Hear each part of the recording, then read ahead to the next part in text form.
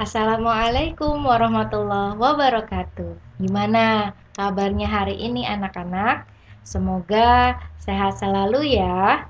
Meskipun kita belajar di rumah, kita harus tetap semangat.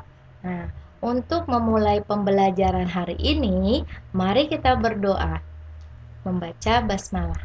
Bismillah. Di pembelajaran yang ketiga, masih ingat tidak tentang tumbuhan? Ya, betul. Tumbuhan itu sangat bermanfaat bagi kita. Coba kita amati. Di sini ada pohon apa ya?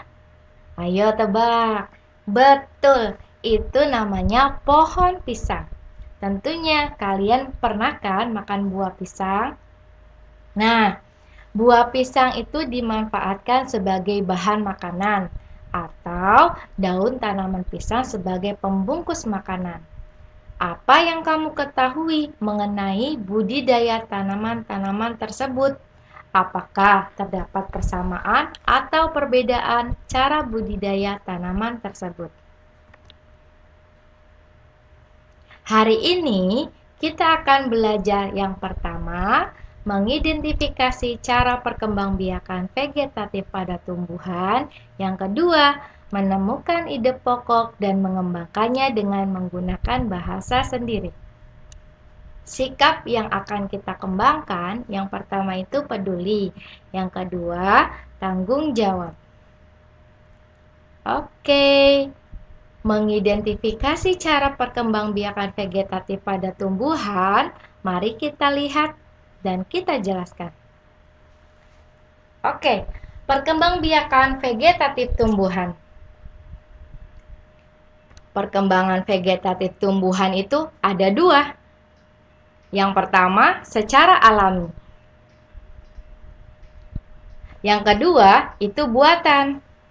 Nah, kalau misalnya alami itu berupa tunas, tunas adventif, umbi lampis, umbi batang, umbi akar, akar tinggal, geragi, dan spora. Sedangkan buatan ada setek, ada cangkok, ada sambung, ada okulasi, dan ada runduk. Coba kita lanjut ya.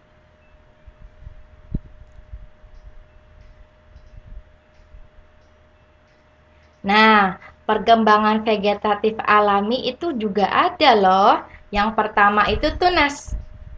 Nah, setelah tunas itu ada tunas adventif.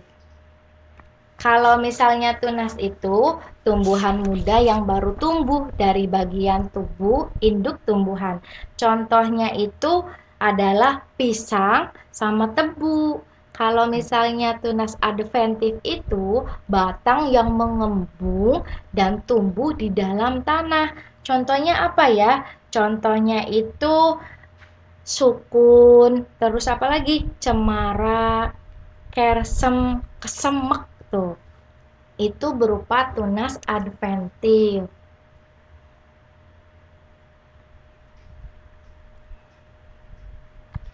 Nah, ada umbi lampis loh. Umbi lampis itu sebenarnya merupakan lapisan-lapisan daun yang mengelilingi batang. Contohnya dari umbi lampis itu bawang merah, bawang putih, bawang bombay. Nah, di situ ada umbi batang juga loh. Ada umbi akar juga. Nah, sekarang akar tinggal. Akar tinggal itu bisa disebut dengan rizoma. Rizoma itu merupakan batang yang tumbuh menjalar di dalam tanah. Dan ada geragi serta spora. Nah, geragi sama spora itu mirip seperti biji. Nah, oke. Sekarang itu kita akan membahas setek. Setek itu syarat utama tumbuhan yang dapat disetek, masih memiliki mata tumbuhan. Oke. Kita tahap-tahap setek ya. Tahap setek yang pertama itu dahannya dipotong dan dipindahkan ke pot atau di tanah. Tahap yang kedua, tanaman hasil potongan tersebut di tanah yang subur. Yang ketiga, akar akan muncul dari batang dan tumbuh menjadi tumbuhan baru. Oke, perkembangan vegetatif buatan yang kedua itu cangkok. tahap-tahap mencakok yang pertama, dahannya itu harus dikupas. Kemudian tahap yang kedua, dahan yang bersih ditutup dengan tanah humus. Yang ketiga, dahan itu dibungkus dengan plastik dan diberi lubang-lubang yang kecil. Tahap keempat, setelah beberapa hari, akar akan muncul di dahan yang ditutup plastik tersebut.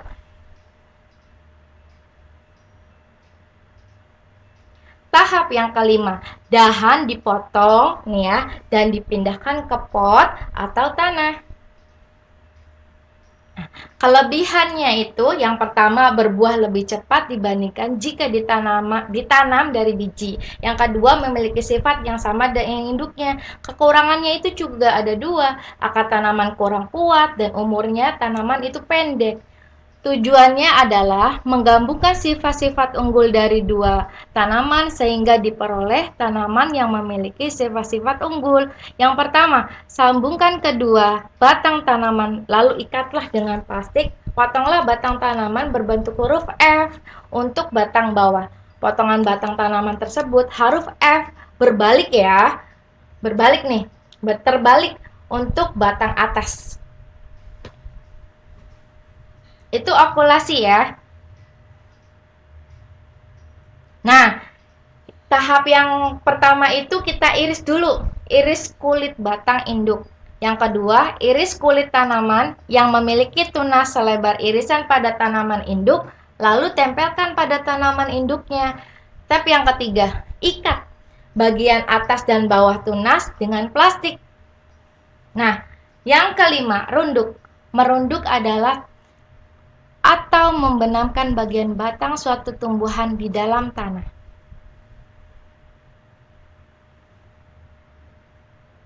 Itulah merupakan cara perkembangbiakan vegetatif pada tumbuhan. Nah, sekarang tumbuhan juga dapat berkembang biak secara vegetatif buatan. Perkembangbiakan vegetatif buatan adalah perkembangbiakan yang dilakukan dengan bantuan manusia. Tadi contohnya setek, cangkok, sambung. Nah, itulah merupakan tumbuhan yang berkembang biak secara vegetatif buatan. Sudah paham? Oke, kita next.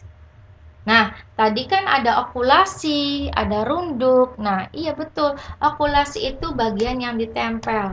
Tempel adalah menyatukan tumbuhan yang berbeda sifat dengan menempelkan mata tunasnya itu satu tumbuhan pada batang tumbuhan lain. Sedangkan runduk adalah proses menimbun batang tumbuhan ke dalam tanah. Oke, sekarang kita akan menemukan ide pokoknya. Coba baca pada halaman 24 tentang cengkeh kaya manfaat. Dibaca dulu ya. Nah, kemudian setelah kita baca, Ibu jelaskan terlebih dahulu. Berdasarkan letak kalimat utamanya, paragraf dibedakan menjadi dua jenis, yaitu paragraf deduktif, induktif. Kalau paragraf deduktif itu adalah paragraf dengan kalimat utama di awal paragraf. Sedangkan paragraf induktif adalah paragraf dengan kalimat utamanya itu di akhir paragraf. Sudah paham? Kalau sudah paham, next. Oke, kita merangkum ya. Apa yang sudah kalian pahami tentang cara mengidentifikasi cara perkembangbiakan vegetatif pada tumbuhan? Tentunya banyak macam-macam perkembangbiakan vegetatif pada tumbuhan kan? Yang kedua, menemukan ide pokok tadi Ibu sudah jelaskan dan mengembangkannya dengan menggunakan bahasa sendiri. Letak ide pokoknya terdiri apa aja tadi? Oke, kalau sudah, next. Yuk, kita berlatih. Di situ ada latihan nomor 1 dan nomor 2. Nomor 1, tulislah cara perkembangbiakan tumbuhan berikut. Ada gambar A, gambar B, dan gambar C.